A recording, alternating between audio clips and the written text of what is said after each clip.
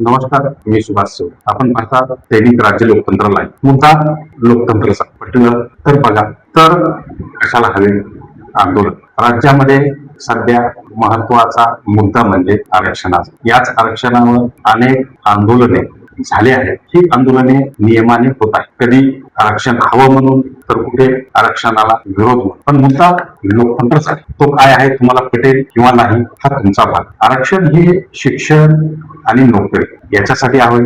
पण या आंदोलनात अनेकांनी आपले जीवन संपवलं. जर जीवन संपवलं असेल तर मग हे आरक्षण हवे कशाला. अनेकांनी आपला मुलगा गमावला, अनेकांनी वडील गमावले, अनेकांनी भाऊ गमावले. एवढं मोठं दुःख गमावून गिळत असताना आरक्षण हवं कशा, हा महत्वाचा मुद्दा आहे. आरक्षणामुळे प्रगती होईल हे ठीक आहे, नोकरीसाठी आरक्षण हवं आहे हे पण ठीक आहे. पण राज्यामध्ये महाराष्ट्र शासनाने शासकीय नोकर भरतीच बंद केली आहे. मग आरक्षण हवंय कशा. आता आपण सविस्तर यावर चर्चा करणार आहोत आणि काही मुद्दे मांडणार आहोत की जर नोकर भरतीच नसेल तर आरक्षणाचा काय उपयोग. शिक्षणासाठी उपयोग होईल हे ठीक आहे. शिक्षण करून पुढे काय होणार. प्रत्येक घरामध्ये डॉक्टर इंजिनियर तयार होतील. नोकरी असणार का, तर कोणीही असेल असं ठाम सांगू शकत नाही. मग आरक्षण हवंय कशा. आता आरक्षणाची परिस्थिती देशाची आणि राज्याची पाहिली तर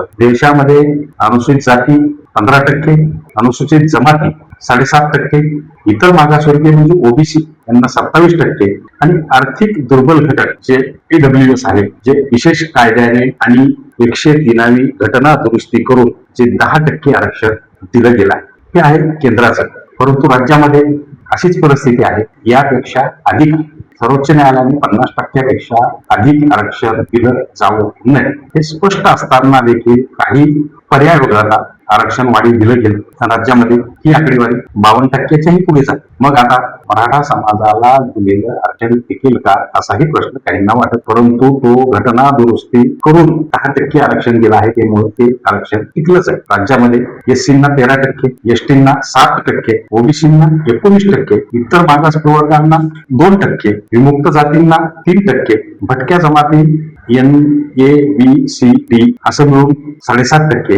मग आता त्यामध्ये ईडब्ल्यूएस हे देखील आरक्षण आहे. आरक्षणाचा मुद्दा ज्वलंत आहे. आरक्षण हे प्रत्येकाला मिळालं पाहिजे या भावनेची देखील आम्ही आहोत. परंतु आरक्षणाचा फायदा काय हा मोठा प्रश्न आहे. आजही मराठा समाज मोठ्या संख्येने आंदोलन करतो. या आंदोलनाला अनेकांचा पाठिंबा देखील आहे. काहींचा विरोध होत आहे. तो विरोध काय आहे, तो तांत्रिक दृष्ट्या किंवा वैचारिक असेल, त्यामध्ये आपल्याला फारसे जायचं नाही. परंतु शिक्षण आणि नोकरीसाठी जर आरक्षण हवं असेल तर शिक्षणासाठी समजू शकतो, नोकरीसाठी हे आरक्षण कशासाठी आणि का, तर राज्यामध्ये शासकीय नोकऱ्या नाहीत. मग ह्या आरक्षणाची गरज आहे असा मोठा प्रश्न समोर उभा राहणार आहे. तुम्ही भविष्यात आणि आता त्याची सुरुवात झाली. राज्य शासनाने प्रत्येक त्यांच्या स्वायत्त संस्था असतील, अंगीकृत महामंडळे असतील किंवा त्यांचे महसूल प्रशासनामध्ये असतील, प्रत्येक विभागामध्ये कंत्राटी नोकर भरती सुरू केली आहे आणि एका मोठ्या कंपनीला ते कंत्राट दिलं आणि त्या कंत्राट भरतीमध्ये ना तिथे आरक्षण आहे ना काय. गुणवत्ता जवळचा की लांबचा यावर ही नोकर भरती होते. मग जर आरक्षणासाठी आपण एवढं भांडत आहोत पण शासकीय नोकऱ्याच नसतील तर आरक्षणाचा योग काय. तेव्हा माझी कळकळीची विनंती, आंदोलनाला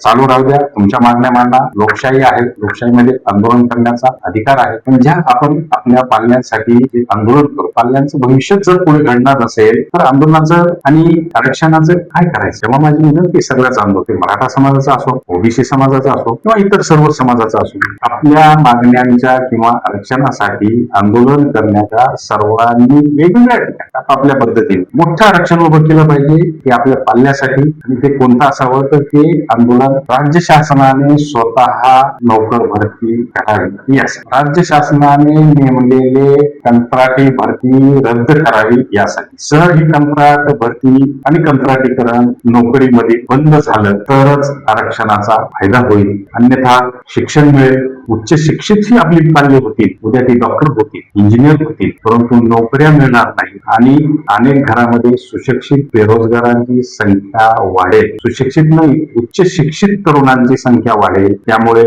आंदोलनकर्त्यांनी अगोदर शासनाने सुरू केलेली कंत्राटी पद्धत रद्द करण्यासाठी आंदोलन करावे. ही कंत्राटी पद्धत रद्द झाली तरच आपल्या पाल्याचे भविष्य घडेल, आरक्षणाचा फायदा मिळेल, अन्यथा बेरोजगारी वाढेल यात शंका नाही. धन्यवाद.